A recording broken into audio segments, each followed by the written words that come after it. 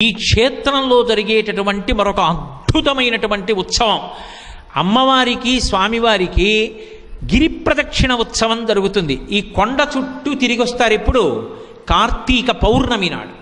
కార్తీక పౌర్ణమి నాడు స్వామివారు అమ్మవారు పల్లకీలో బయలుదేరి కొండ చుట్టూ తిరుగుతారు. ఇంచుమించు ఒక 8 కిలోమీటర్లు. కానీ జీవితంలో ఒక్కసారైనా అనుభవించాలి. మామూలుగా గిరి ప్రదక్షిణం చేస్తాం. సింహాచలానికి గిరి ప్రదక్షిణ ఉంది, శ్రీకాళహస్తికి గిరి ప్రదక్షిణ ఉంది, అరుణాచలానికి గిరి ప్రదక్షిణ ఉంది. ఈ క్షేత్రానికి అద్భుతం ఏమిటో తెలుసా? కార్తీక పౌర్ణమి నాడు స్వామివారు అమ్మవారు పల్లకీలో బయలుదేరుతారు. వాళ్ళ వెనక మనం కూడా గిరి ప్రదక్షిణం చేస్తాం. ఆ స్వామితో అమ్మతో కలిసి గిరి ప్రదక్షిణం చేయడం అంటే ఎంత భాగ్యం అండి. అలా వెడుతున్నప్పుడు గుక్కెడు మంచినీళ్ళు ఇచ్చినా, ఓ మంచి మాట మాట్లాడినా, భగవన్నామని చెప్పినా, కోలాటం ఆడినా, ఓ నృత్యం చేసినా, ఓ గరగలు పట్టినా, ఓ పాట పాడినా ఎంత సంతోషం నిజంగా. అందున మీరు చూసి తీరాలి. అది ఏదో అరణ్య మార్గంలో వెళ్ళిపోతున్నట్టుగా ఉంటుంది. అంత చెట్ల మధ్యలోంచి స్వామివారితో కలిసి కార్తీక పౌర్ణమి లాంటి అద్భుతమైన తిథి నాడు ఆ గిరి ప్రదక్షిణం చేసి ఆ పంపాతీరం పక్క నుంచి పల్లకీతో స్వామివారి వెనక వస్తే అది జీవితంలో అనుభవించాలి తప్ప నా బోటిగాడు చెప్పమంటే ఏం చెప్పగలను? వాక్కులు సరిపోతాయా? అదొక మహాద్భుతమైనటువంటి ఉత్సవం. ఆ గిరి ప్రదక్షిణ ఉత్సవం అందరూ చూడాలి. అలాగే క్షీరాబ్ది ద్వాదశి నాడు స్వామికి తెప్పోత్సవం జరుగుతుంది.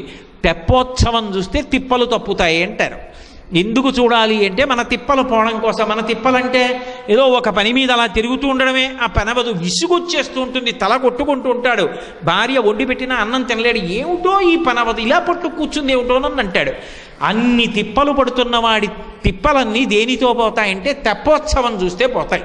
ఎందుకని అంటే స్వామి మహాప్రసన్నుడై ఉంటాట. ఎప్పుడు వసంతోత్సవం జరిగినా తెప్పోత్సవం జరిగినా. వసంతోత్సవంలో వసంతం ఆడుతున్నప్పుడు అంత సంతోషంగా ఉంటాడు. అందుకే కొత్తగా పెళ్ళైన దంపతుల్ని వసంతోత్సవానికి తీసుకెడతారు తిరుమల లాంటి క్షేత్రాల్లో.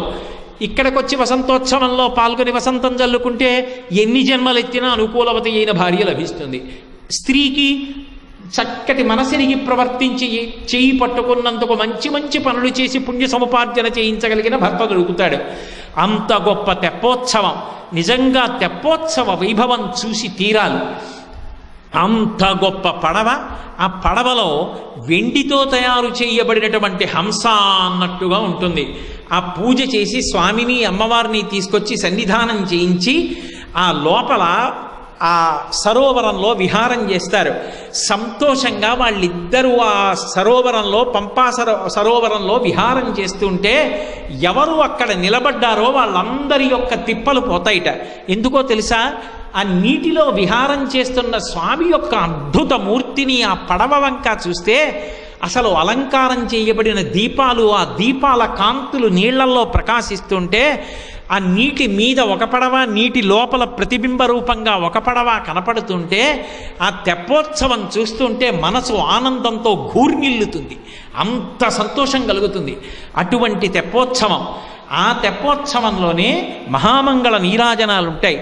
పెద్ద బల్లకట్టు కట్టి దాని మీద గంగ హారతులు ఇస్తుంటే కాశీపట్టణంలో ఎలా హారతులు ఎత్తుతారో అలా అర్చక స్వాములందరూ నిలబడి ఏకహారతి దగ్గర నుంచి మొదలుపెట్టి చిట్ట చివర కుంభహారతి వరకు అలా స్వామికి అక్కడ ఉన్నటువంటి ఆ పంపా సరోవరంలో ఉన్నటువంటి జల ప్రవాహానికి గంగామాతగా భావన చేసి హారతులు ఎత్తుతారు. ఒకప్పుడు గోదావరి దగ్గర ఇచ్చిన హారతులు గత సంవత్సరం నుంచి పంపా సరోవరంలోనే ఇస్తున్నారు. ఆ కార్తీక పౌర్ణమి నాడు ఇచ్చేటటువంటి ఆ హారతులు పరమాద్భుతంగా ఉంటాయి. అటువంటి హారతులు చూడవచ్చు. ఇవన్నీ కూడా ఈ దేవస్థానంలో జరిగేటటువంటి ఉత్సవాలు.